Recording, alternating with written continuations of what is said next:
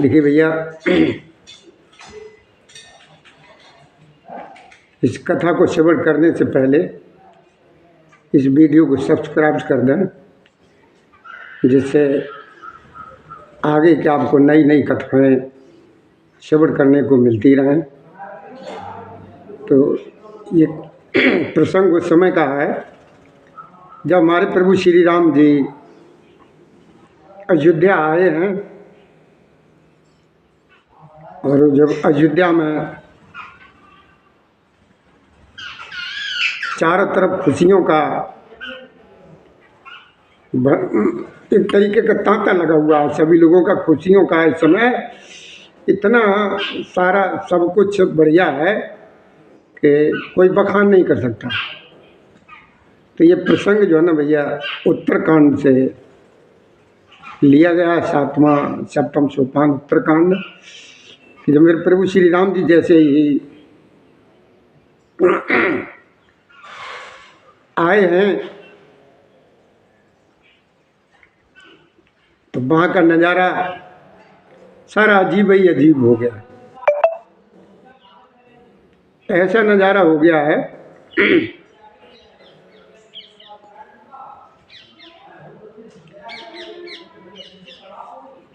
कि वहाँ के स्त्री और पुरुष सभी लोग इतने प्रसन्न हैं, बहुत ही ज़्यादा।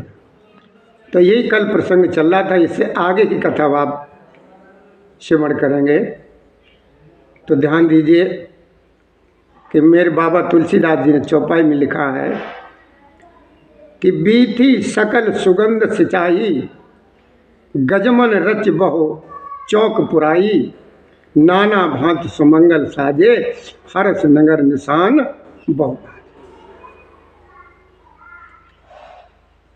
बाबा ने क्या लिखा तुलसीदास जी ने कि बीथी सकल सुगंध सिंचाई, मतलब सारी गलियां जो है ना, अयोध्या की गलियां जो है ना, सुगंधित तेलों से इस तरीके से सिंचाई गई हैं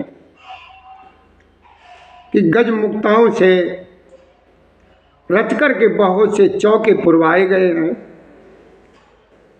अनेकों प्रकार के सुंदर मंगल साज सजाए गए हैं, हर्षपूर्वक नगर में बहुत से बैंड बाजे बज रहे हैं।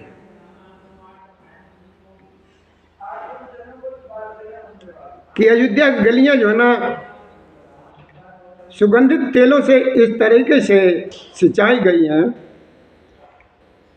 कि जो वहाँ गलियों में जो देवता लोग आते हैं वो फिसल फिसल करके वो गिरने लगते हैं। इस तरीके से सुगंधित तेलों से ऐसी कोई जगह नहीं बची है जहाँ से ये सुगंधित तेल मंगाया नहीं है। हमारी कन्नौज से भी गया था ये अयोध्या में, हमारी कन्नौज से भी ये इत्र गया था। तो आज भी अयोध्या में जब ये आता है तो कन्नौज के इत्र का नाम लिया जाता है। अब वहाँ का क्या है कि जह तय नार निछावर करहीं, और देहि असीस हर्ष उर भरहीं, कंचन थार आरती नाना, और जुगती सजे करें शुभ गाना।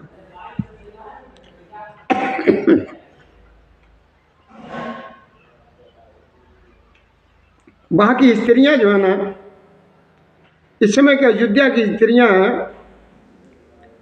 प्रभु श्री राम जी को देख देख करके उनकी न्यौछावर कर रही हैं और अपने हृदय में बहुत प्रसन्न होती हैं और प्रसन्न होकर के उनको आशीर्वाद भी देती हैं। और बहुत सी युवतियां हैं और सौभाग्यवती हैं। स्त्रियां सोने के थाली में अनेकों प्रकार के आरती सजा करके मंगल गान कर रहे हैं। वे आरती हर दुखों को हरने वाले मेरे प्रभु श्री राम कमल के प्रफुल्लित, जिसे कमल वन में जो है ना कमल खिलता है ना, तो वहाँ का नज़ारा ही कुछ और होता है। कमल बन के प्रफुल्लित करने वाले सूर्य प्रभु श्री राम जी की आरती कर रही हैं। नगर की शोभा ऐसी है कि उसका कोई वर्णन भी नहीं कर सकता है। शेष जी और सरस्वती भी उसका वर्णन करते, परंतु वे भी यह चरित्र देख करके दंग रह जाते हैं, स्तंभित हो जाते हैं। मेरे भोलेनाथ कहते हैं कि देखो माँ, तब भला मनुष्य उनके गुणों को कैसे कह सकते। ये सब देवता लोग इस तरीके के प्रसन्न हो रहे हैं, खुश हो रहे हैं, तो बताइए मनुष्य उनके गुणों को कैसे कह सकता है। अब भगवत तुलसीदास ने लिखा है कि नार कुमुदनी अवध सर रघुपति बिरह दिनेश और अस्त भये विगसत भई निरखि राम राकेश। कि नार कुमुदनी अवध सर रघुपति बिरह दिनेश अस्त भये विगसत भई निरखि राम राकेश। स्त्रियां कौन है? स्त्रियां इस समय यहाँ पर मेरे बाबा ने कुमुदनी बताई हैं। और अयोध्या इस समय सरोवर है। श्री रघुनाथ जी का विरह सूर्य है। इस विरह सूर्य के ताप से ये मुरझा गई थी। कौन कुमुदनियाँ मुरझा गई थी। अब उस विरह रूपी सूर्य के अस्त होने पर प्रभु श्री राम जी पूर्ण चंद्र को निरख करके वे खिल उठी, प्रसन्न हो गई। अनेकों प्रकार के शुभ शगुन हो रहे हैं। आकाश में नगाड़े बज रहे हैं। नगर के पुरुषों और स्त्रियों को स्नात यानी दर्शन द्वारा कृतार्थ करके भगवान प्रभु श्री रामचंद्र जी अपने महल को चले। तो भोलेनाथ क्या कहते हैं कि देखो मां, प्रभु ने जान लिया कि माँ कैकेयी जो है ना इस समय बहुत लज्जित है, इसीलिए वे सबसे पहले माँ कैकेयी के महल में गए हैं और उन्हें समझाया बुझाया, बहुत तरीके से सुख दिया। फिर श्री हरि अपने महल को गए। कृपा के समुद्र, कृपा की खान मेरे राम जी जब अपने महल को गए तब नगर के स्त्री और पुरुष सब सुखी हुए। अब क्या हुआ कि गुरु वशिष्ठ जी ने ब्राह्मणों को बुलवा लिया और उनसे कहा कि आज शुभ घड़ी है, सुंदर दिन है, आज सभी शुभ योग भी है।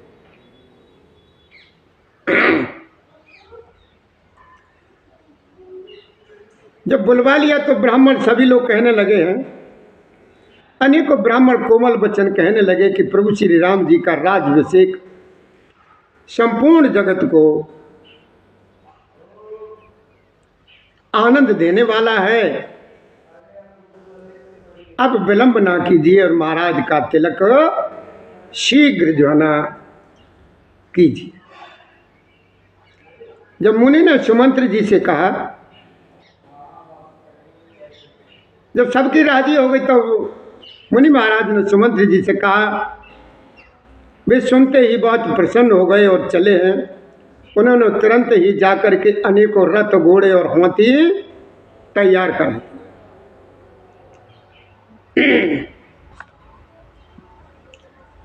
और जहां तहां दूतों को भेजकर मांगलिक संपूर्ण वस्तुएं मंगवाई और मंगा करके फिर हर्ष के साथ आकर के वशिष्ठ जी के चरणों में सिर नवाया। भैया थोड़ा सा ध्यान दीजिए, ये प्रश्न आया है, क्या महाराज जी प्रभु श्री राम जी दशानन के दामाद भी है? तो भैया बड़े ध्यान से सुनिए कि मेरे राम रावण के दामाद कैसे हैं। सुन लीजिए, ध्यान दीजिए कि भैया कुछ समय पहले की बात है, बहुत पहले समय की बात है कि एक बार लंका में विशेष परिस्थिति आ गई। जब परिस्थिति आ गई तो रावण ने जो है ना ऋषि मुनि साधु संतों से भी कर वसूलने का आदेश दे दिया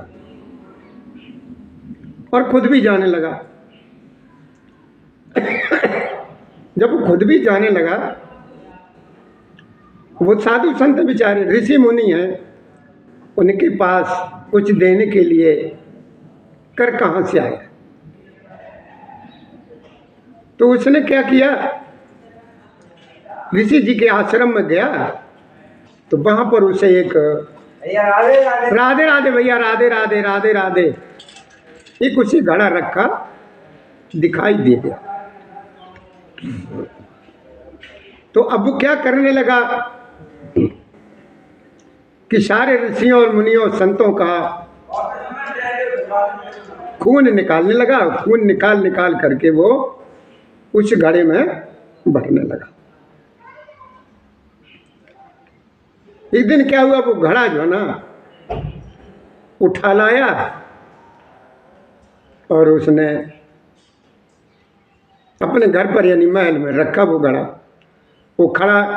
जो है ना रक्त से, खून से भरा हुआ था।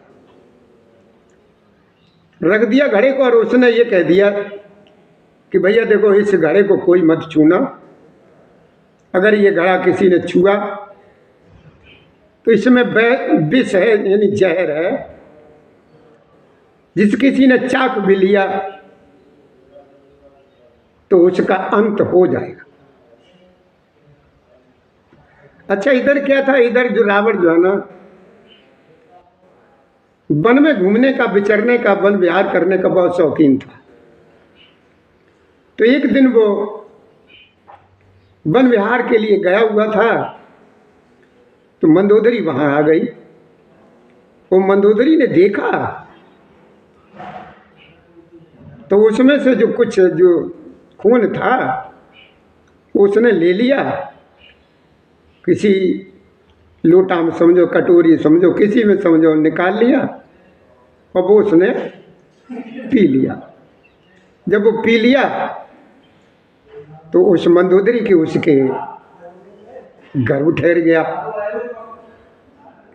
जब गर्भ ठहर गया तो कुछ समय बीता, उसे पता लग गया।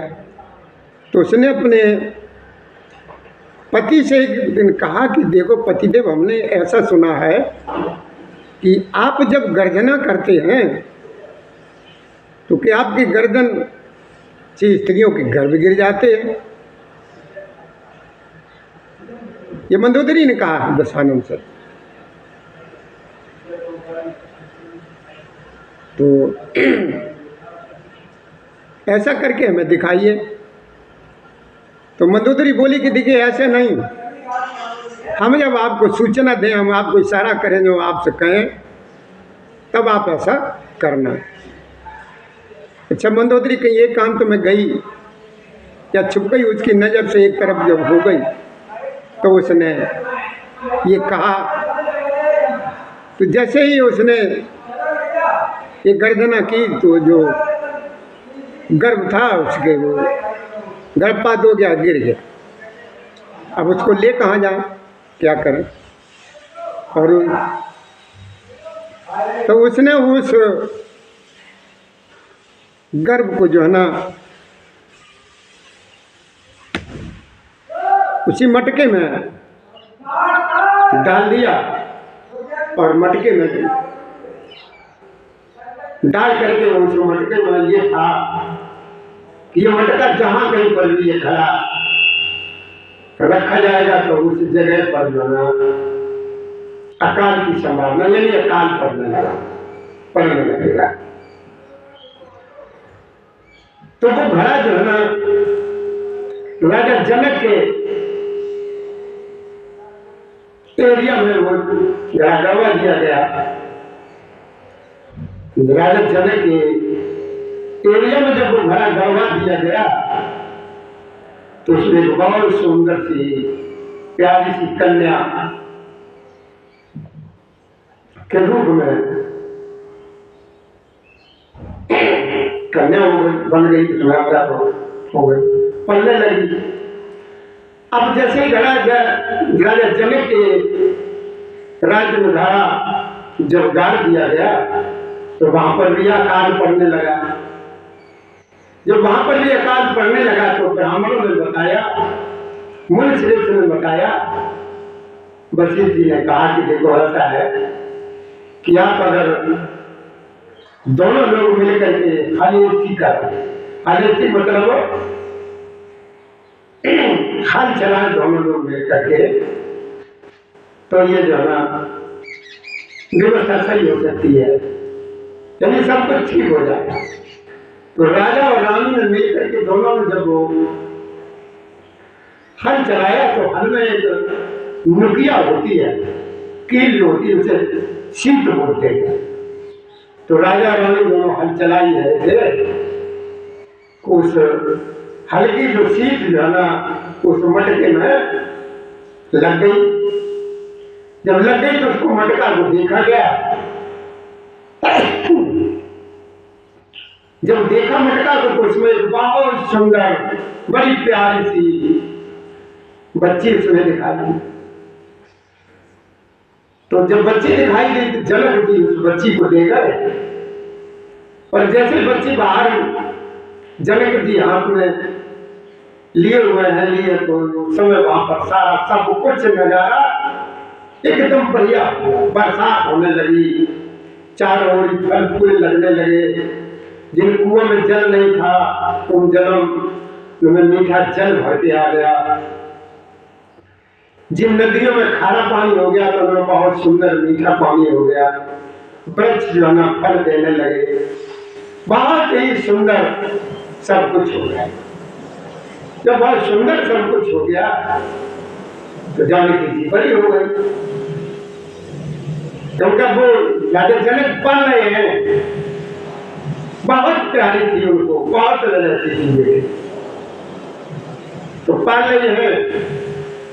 तो उनका नाम जो है ना सीता रखा गया। सीता क्यों रखा गया कि जो हल में एक कील लगी होती है, जिसे नुकिया जैसे क्या बोलते हैं, उसको शीत बोलते हैं। तो शीत उसमें लगी इसलिए उनका नाम सीता रखा गया। और सीता जी की शादी जो हुई है मेरे प्रभु श्री राम जी से हुई है, इसलिए जो है ना मेरे प्रभु श्री राम जी जो है ना दशानन के रावण के दामाद हैं, क्योंकि मंदोदरी रावण की पत्नी है। मंदोदरी ने उनको जन्म दिया और पालन पोषण जनक जी ने किया। तो असली दमान तो प्रभु श्री राम जी रावण के ही हुए। ऐसे कहने को तो कुछ ही बात है, बहुत बात है, जितनी बढ़ाना था बढ़ा सकते हो, लेकिन मेरे प्रभु श्री राम दशानन के इसी तरीके से दमान है कि जानकी जो रावण की पुत्री है। ऐसे भैया तुम्हारे सवाल का जो है जवाब सही लगा हो तो अच्छी बात। अगर किसी तरह की कोई शंका हो तो मेरे पास आना, फिर समझाना, मैं कहूँ आपको फिर समझाना। और ये भी है कि भैया लक्ष्मण जी और जानकी जी और मेघनाथ ये तीनों बहन भाई हैं। लक्ष्मण जी और जानकी जी और मेघनाथ, ये तीनों भाई बहन हैं। और इनको भी अगर जानना चाहते हैं तो जान लीजिए वो कैसे है ये बहन भाई। कि देखिए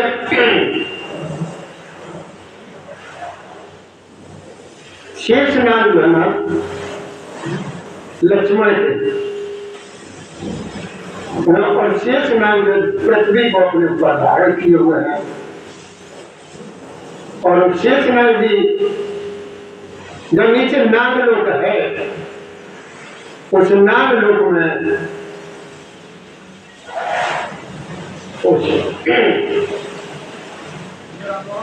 लगा राम राम राम राम राम राम राम राम। राजा वासुकी दो कन्याएं हैं जिसे वासुकी कहते हैं। कन्याएं हैं, उन कन्याओं का नाम है, एक का नाम सुलोचना है, एक का नाम सुपना है। राजा वासुकी जिसे वासुकी नाम कहते हैं, और वो दोनों बेटियां जो नागलोक में पल रही हैं। तो जो शेषनाग जी जो हैं इसे पृथ्वी को धारण किए हुए हैं। और उनके शेषनाग के फण कितने हैं? सहस्त्र फण, यानी 7 फण तो हमें आज भी वैसे नजर आते, तो सहस्त्र फण है। तो एक फण जो है ना, जो सुलोचना नाम की बेटी है, उसकी तरफ कुछ गलत नजर से वो देखने लगा। कौन? जो शेषनाग जो पृथ्वी को धारण किए हुए अपने ऊपर, एक फण जो है ना सुलोचना को गलत नजर से देखने लगा। तो क्या हुआ, वासुकी ने वो फण जो है ना कटवा दिया। उस फण से जो कटवा दिया है, उस फण का ही अवतार जो है ना मेघनाथ है। उसी फण का अवतार जो है ना मेघनाथ है। तो देखिए, और शेषनाग जी पृथ्वी को धारण किए हुए हैं, तो पृथ्वी से ही जानकी जी हैं, और उसी शेषनाग के फल से जो है ना मेघनाथ है। इस तरीके से ये तीनों लोग जो है ना बहन भाई हुए। कि इधर जानकी जी सीता जी हैं, वो भी पृथ्वी से पैदा हैं, और उधर शेषनाग वो भी पृथ्वी के आधार है, तो वो भी पृथ्वी से ही हुए। और उधर जो मेघनाथ है वो उसी शेषनाग का फन है, तो वो भी उनका भाई हुआ। तो भैया इस तरीके से ये तीनों जो है ना बहन भाई हैं। आपने जो पूछा उसका हमने जवाब दिया। अगर किसी प्रकार की कोई शंका हो तो हमें बताना, हम आपकी शंका का जो ना समाधान करेंगे। और ये आप जान गए हैं, अब आगे के लिए और कुछ पूछना हो तो पूछ लेना। हमें बड़ी खुशी होती है कि आप हमसे जब पूछते हैं, हम आपके प्रश्न का उत्तर देते हैं, तो आप लोग बड़े मतलब प्रसन्न होते, तो बड़ी खुशी होती है। आगे पूछना कुछ हो तो पूछें, और इस वीडियो को सब्सक्राइब जरूर कर दें, कि जिससे आपको शिवधाम आश्रम से जो नए नए वीडियो आपको सुनने को मिलते रहे। जय श्री राधे, जय श्री कृष्ण। श्री कृष्ण गोविंद हरे मुरारी। हे नाथ नारायण वासुदेवाय नमः।